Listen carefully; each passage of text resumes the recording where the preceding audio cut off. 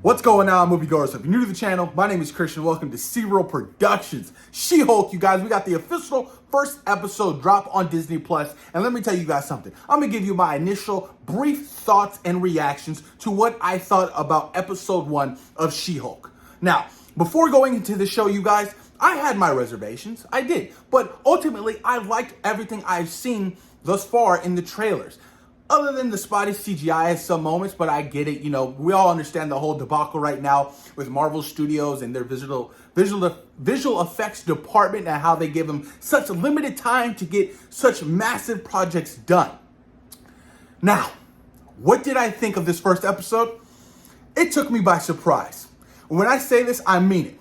This has been the first, for me, the best episode, the first best episode of any Marvel Disney Plus series. I had such an incredible time watching this episode.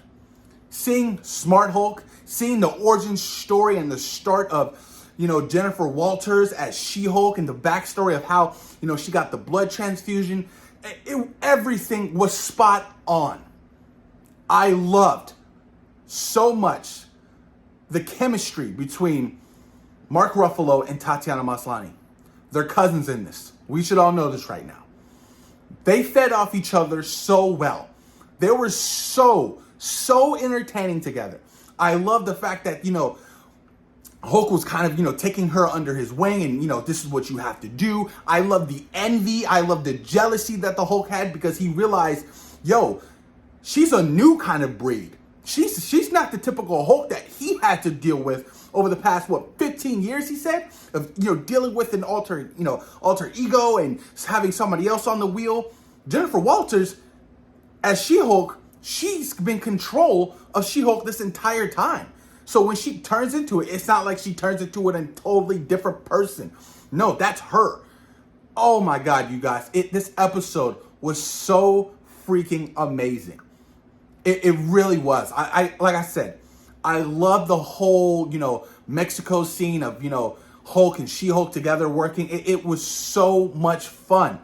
The comedic moments between these characters really were spot on. They landed so well. Unlike other MCU projects where it kind of feels forced, like Thor: Love and Thunder. The comedic moments were so well thought out. The writing for this show has been really stellar. The fourth wall breaking for, Jennifer Walters is really good. I cannot wait to see more of that. Can't wait to see how Deadpool does it as well. But everything, you guys, other than I say the last 3 minutes of this episode, or what's her name? What's her name? I always forget her name. Titana. Titana shows up and, it's just, that was kind of cheesy. I was like, okay, this is kind of some cornball stuff. But other than that, you guys, I really enjoyed it. I really enjoyed seeing, Jennifer Walters kind of juggle the frustration of, wanting to become this, top-notch lawyer and now dealing with becoming a Hulk, where she has this massive amount of responsibility that she has to deal with. And Bruce is trying to explain to her, like, look, this is trial by fire. Like, this is what it is. You have to take this. You are a Hulk. What are you going to do? You have to be a superhero. She's like, no, I'm not going to be a superhero. I'm going to be a lawyer. All this tuition and stuff like that, and the incredible hard work that she put in to become a lawyer, just to quit all that, just to become a superhero. This wasn't in her agenda, you guys. And I love how the whole, we saw the official first clip. I did my reaction to it, how she got the blood transfusion. I thought that was so unique. I want more of the who attacked them, because that was one of the Grand Master's ship on Sakaar. It's rumored to be, possibly Hulk's son. I love that, and I want so much more backstory. But I loved how Hulk was so vulnerable. And I've preached so much about this in my recent videos of how I want to see Savage Hulk. I want to see... But damn, I really loved how they wrote Professor Hulk / Smart Hulk. He was vulnerable. And I love how he gave backstory of how Tony built him this massive ass laboratory in Mexico, and him and Tony were there. It was so heartfelt, and the way he just talked about Tony, I got so choked up because I was like, man, I love Tony Stark. I miss Iron Man so much, and I loved it, man. And I love the fact how they explained of how he healed his arm.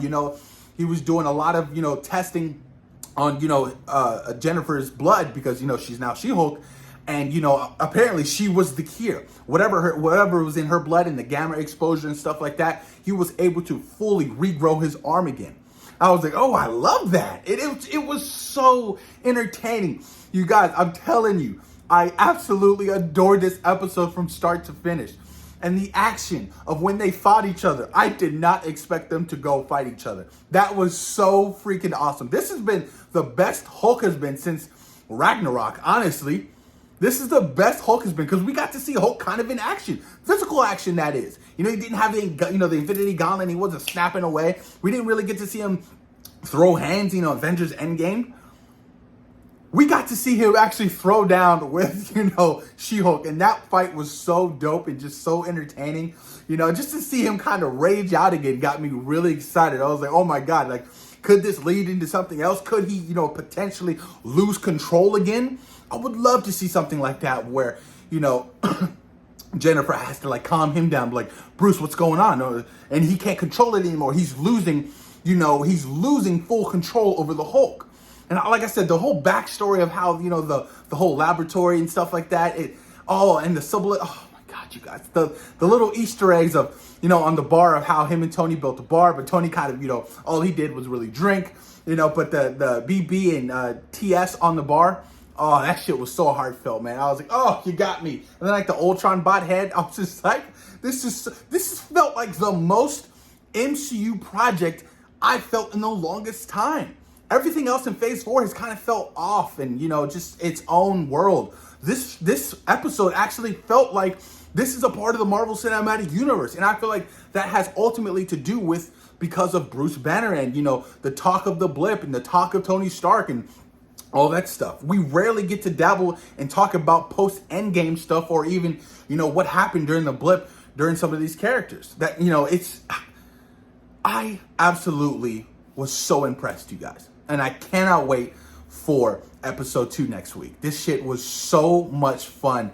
Some of the CGI on She-Hulk, you can tell was a little bit, it could have been touched up better, but I understand what they're going through over there with the visual effects department and stuff like that. So I'm definitely giving them a pass because, ultimately this show makes up because of the writing, the acting ability. Everybody is just so lovable and just, how could you not want to see more of these characters, And I'm really wondering when we're going to see Bruce show up again because, now he has full control over the Hulk and his arm is back.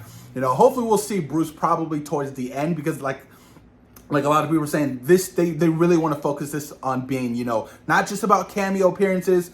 They want this to be a She-Hulk and Jennifer Walters series. You know what I mean? They don't want to take from the character and just load it up with cameos and stuff like that. Because ultimately, I feel like that's what Marvel fanboys want nowadays. Oh, cameos, who's showing up? Who's showing up? Like, that's cool and all, but ultimately, I want to see story. I want to see progression. You know what I'm saying? I want to see character development, And I can't wait to see how the start of this series and the end of the series is going to end with, Jennifer Walters really fully embracing of her being a Hulk and becoming the superhero that the world needs, but ultimately still becoming a lawyer, for the many reasons that she became a lawyer, top-notch episode, you guys. I love the little post-credit scene of Steve Rogers.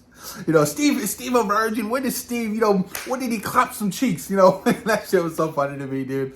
I love it, man. Chris Evans even, tweeted about it, and I was like, oh, Chris Evans loves it too. Oh, man, I miss Captain America so much in the MCU. I miss him. Damn. They did say he was dead, though. I think Jennifer Walters mentioned he was dead. I was like, oh, I thought he was up in space.